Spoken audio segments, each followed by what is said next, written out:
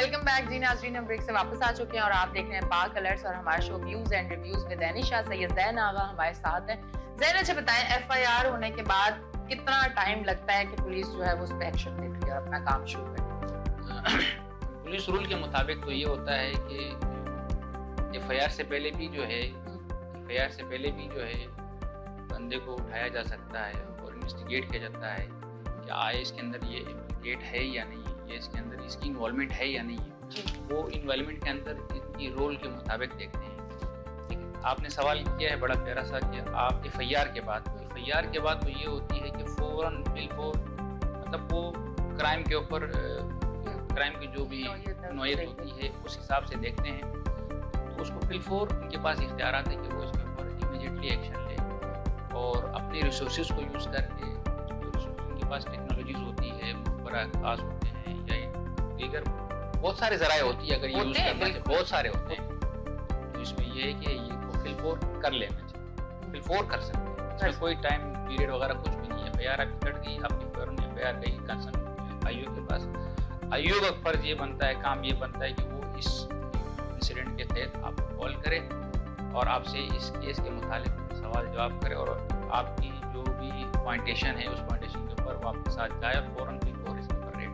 अच्छा, क्या इस तरह से भी होता है कि अगर आप जिस थाने में गए हैं, आपका ये जिसने भी क्राइम किया है, अगर वो आपको नजर आता है तो आप हमें बताएं, फिर हम लोग आए, इस तरह की चीजें होती हैं? ये क्या मतलब, इसका क्या इस चीज पे अहमियत है कि जिसके साथ गलत हुआ है फिर वही नजर रखे, वही आपको कॉल करके बताए कि ये चीज हुई है, अब वो आ गया है, या ये चीज है अब आपने आना है? मतलब उसकी ड्यूटी है या ये इन लोगों की ड्यूटी है कि इन लोगों को खुद सारी चीजें प्रॉपर रेकी करके देख के ये सारी चीजें इनको करनी चाहिए, या आया जो अपनी कंप्लेन लेके आया फिर बाकी काम भी उसी के साथ?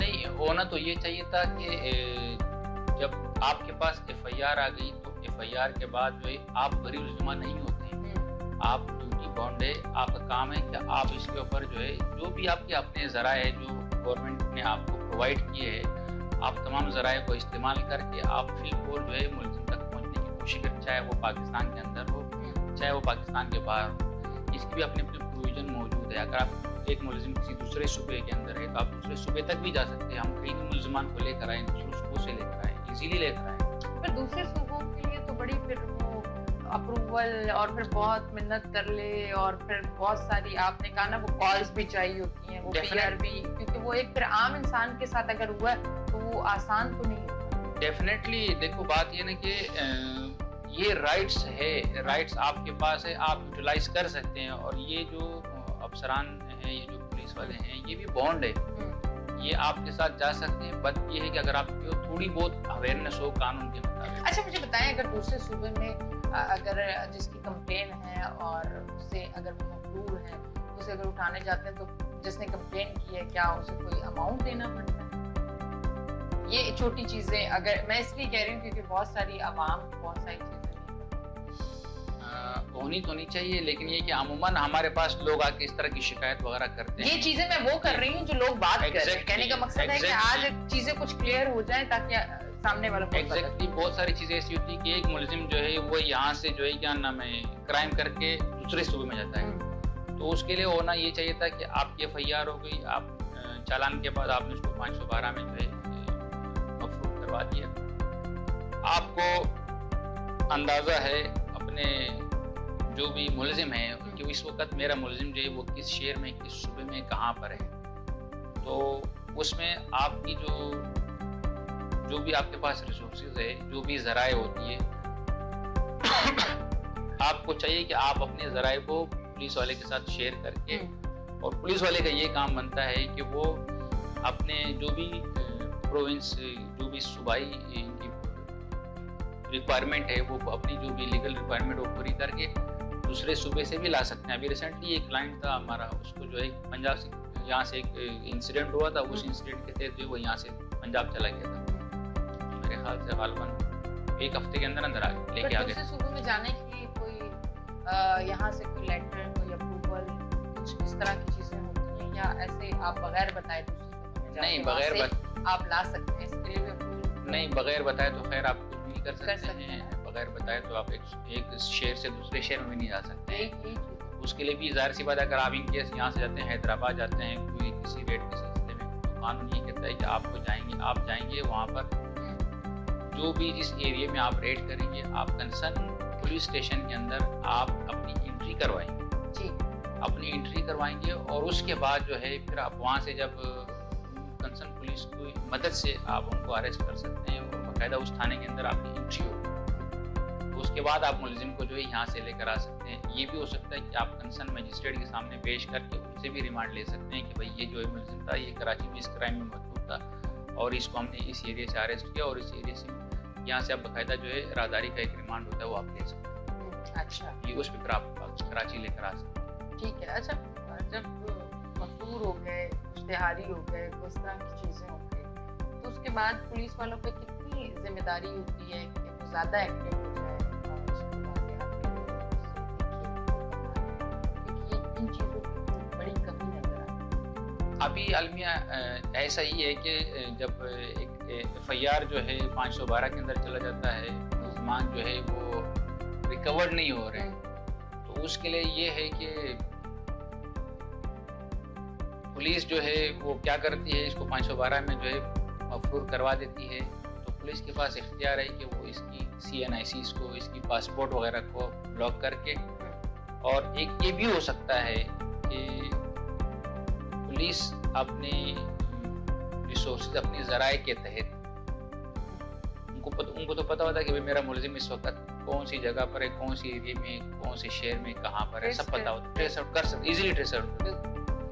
तो अगर इन केस इस तरीके से ये नहीं भी होता है, ये मैं आपको चैनल से दोस्तों से इनको एक पैगाम देना चाह रहा हूँ कि आप ये भी कर सकते हैं कि आपको पता है कि आपका मुलजिम जो है वहाँ है, हाँ पुलिस आपके साथ ताउन नहीं कर रही है, ठीक है। तो आप जाके पर्सनली तौर पे भी जाके आप कंसर्न ये जो ऑर्डर आपके पास होंगे, इस ऑर्डर के तहत आप जाके जो 512 की आप जाके कंसर्न वहाँ पर जाके बाकायदा जो है 15 भी कॉल कर सकते हैं जी। और 15 पे कॉल करके 15 वाले आते हैं, वो आपसे पूछने भाई क्या मसला है, तो आप बता देंगे कि मेरे साथ ये इशू है, ये मसला है, ये मुलजिम है, ये कराची के अंदर इस क्राइम के अंदर इन्वॉल्व है। तो वो क्या करते हैं, वो फिर जाके इसको लेके जाते हैं कंसर्न पुलिस स्टेशन, जो भी कंसर्न पुलिस स्टेशन होती है वहाँ पर बाकायदा इसको जो है क्या नाम है उनके हवाले करते हैं और वो बाकायदगी से इसकी एंट्री करते हैं। फिर उसके बाद वो क्या करते हैं, वो जो आपकी इस केस का जो IO है उनको कॉल करते हैं कि भाई आपका ये जो मुलजिम है, ये मुलजिम जो है हमने पकड़ा है और आप आके ले जाए यहाँ से। उसके बाद फिर जो है वो यहाँ से जो भी कानूनी चीज़ें होती है उनको पूरी करके फिर वहाँ से इसको लेके आ सकते हैं। अच्छा जब मफरूर हो जाए तो उसके बाद police ID card, passport block करने का वो रखते हैं, पर क्या कोर्ट की तरफ से जब मफरूर हो गया तो अगर आप ट्रैवल कर रहे हैं या आप पाकिस्तान से बाहर जा रहे हैं तो उस टाइम सामने नहीं आ जाता कि आप जब वोटिंग करवा रहे हैं तो मफरूर है, क्योंकि अब तो सारी चीज़ें कंप्यूटराइज हो गई है ना, तो उसमें क्या? ये आपने बड़ा अच्छा क्वेश्चन किया था। अब तो अल्हम्दुलिल्लाह पाकिस्तान के अंदर इतनी टेक्नोलॉजीज़ की इतनी वो बढ़ गई है कि मुलजिम जो है अगर एक नया एक ऐप जो है बना है, होटल ऐप से कहते हैं। अच्छा सॉरी कौन सा? Hotel app. ओके। उस ऐप के तहत ये है कि आप अगर जाती हैं किसी होटल के अंदर स्टे के लिए, जी तो आप ID कार्ड शो करते हैं, वो आपकी एंट्री करते हैं, ठीक। तो वो एंट्रियाँ जो है वो डायरेक्ट जो है कंसर्न पुलिस स्टेशन के साथ जो है वो कनेक्ट होती है। ओह अभी रिसेंटली हमारे कई ऐसे मुलजमान हैं जो कि मफरूर होते हैं, वो यहाँ पर आ जाते हैं, क्या नाम है, कराची में, तो होटल में स्टे करते हैं और स्टे करने के बाद आधे घंटे के बाद कंसर्न पुलिस स्टेशन पुलिस आ जाती है और ले जाती है। क्या बात, क्या और बात। फिर इसको जो है क्या नाम है, जो इसका जिस क्राइम के अंदर ये मतलूब होता है उसको बाकायदा कॉल करते हैं कि भाई आप आ जाओ, आपका ये मुलजिम जो है ये हमने पकड़ा। उसके बाद फिर वो आते हैं जो कंसर्न पुलिस स्टेशन वाले, वो आके यहाँ से इसको मुलजिम को लेके जाते हैं और दूसरे दिन फिर IO जो है वो फाउंड आउट है कि उसको कोर्ट में भेजता है। कोर्ट के बाद फिर उसके बाद जो जेल कस्टडी वगैरह या रिमांड होता है। अच्छा नाज़रीन, आज के शो का मकसद ये नहीं है कि हम टारगेट कर रहे हैं इसको, मकसद आप ये समझिएगा कि वो जो जैन ने बात की ना कि 5 उंगलियां बराबर थी, तो ये जो बातें होती इसलिए होती है कि कहीं ना कहीं आपकी बड़ी कंप्लेन होती है कि अगर हमारे साथ कोई क्राइम हुआ है और हम थाने गए तो ये मसाइल जिनको हमने फेस किया है, तो उसके लिए बात आपसे उन लोगों की हो रही है जो काम नहीं करते बहुत सारी वजूहात की वजह से। वजूहात मैं खैर नहीं डिस्कस करना चाहूंगी, पर ये किसी फोर्स, किसी एक इदारे को टारगेट नहीं किया जा रहा है। ये उन लोगों के हवाले से बात की जा रही है कि जिनको अल्लाह ने वो ओहदा तो दे दिया कि जहाँ बैठ के वो लोगों के लिए हक और इंसाफ दे सकते हैं, उनको एक एप्लीकेशन पे साइन करके या उनका FIR करके, पर वो नहीं करते और उनको और ज्यादा परेशान कर देते हैं। ये उन लोगों के लिए बात है, ये जो चंद लोग हैं ये उन लोगों के लिए बात है। क्योंकि असल में होता ये है ना कि बाद दफा हम पॉजिटिव बात कर रहे होते हैं पर वो सामने वाले उसको किसी और तरफ ले जाते हैं, मैंने कैसे क्लियर कर देते हैं। इसमें एक्चुअली ये कि मेजोरिटी में ऐसा भी है कि इनके पास वसाइल की कमी होती है, वसाइल की कमी होती है और प्रॉपरली में मतलब ऑन टाइम जो है उनको चीज़ें प्रोवाइड नहीं होती है। तो जाहिर सी बात है फिर इनकी अगर देखा जाए तो इनकी भी बड़ी सख्त छुट्टियाँ होती है। बिल्कुल, ईद वाले दिन भी छुट्टी, ईद वाले दिन भी छुट्टियाँ नहीं हाँ। होती। ईद वाले दिन भी जो है मतलब ये नहीं कि ये जो है रोडों पे और आपके और हमारे जो है मतलब ये मुश्किलें खड़े होते हैं। अगर प्रॉपरली इनको जो इनकी तनख्वाहें वगैरह हैं, आजकल की अगर महंगाई को देखा जाए या जो जिस तरीके से हालात वाक़यात चल रहे हैं इनको देखा जाए तो मैं समझता हूँ कि जो इनको तनख्वाहें वगैरह मिल रही है ना होने के बराबर। मतलब इनकी अगर सैलरीज भी अच्छी कर दी जाएं तो मामलात और भी अच्छे हो फिर जाएं। इंशाल्लाह उम्मीद है कि इंशाल्लाह बेहतरी की तरफ जाएगी। जाहिर सी बात है जब बंदे के वसाइल होंगे, मामलात होंगे, चीज़ें होंगी, हर चीज़ मौके पे प्रोवाइड होंगी, तो इंशाल्लाह उम्मीद है कि इसमें अच्छी अच्छा, अब कोई भी केस जब कोर्ट में आता है तो वो अमूमन लोगों का ये कहना है, बड़ी फिल्में भी बनी हैं तारीख के तक, यस तो वो कभी तारीखें 10 साल तक चलती रहती है, कभी 2 साल आगे, तो वो क्या ऐसा होता है कि जिस तरह साल बढ़ते रहते हैं उस तरह आपका केस जो है वो बड़ा हल्का होता रहता है, या क्या वजूहत कुछ इस तरह की चीजें होती हैं? असल में ये जो चीज़ें होती है ना ये बाई कंसर्न भी होती है। सम टाइम ऐसा भी होता है लोगों के इश्यूज होते हैं, मसले मसाइल होते हैं कोर्ट के अंदर जो है जब कोई केस रजिस्टर्ड होता है तो इनकी बाकायदा जो है हाई कोर्ट की एक डायरी होती है, उसके अंदर बाकायदा डे फर्स्ट से लेकर हाँ। और डे हैंड तक बाकायदा जो है एक चीज़ लिखी जाती है कि भाई ये केस जो है ये इतने साल से पेंडिंग में है, ये केस इतने साल से पेंडिंग में, ये केस इतने साल से पेंडिंग में है।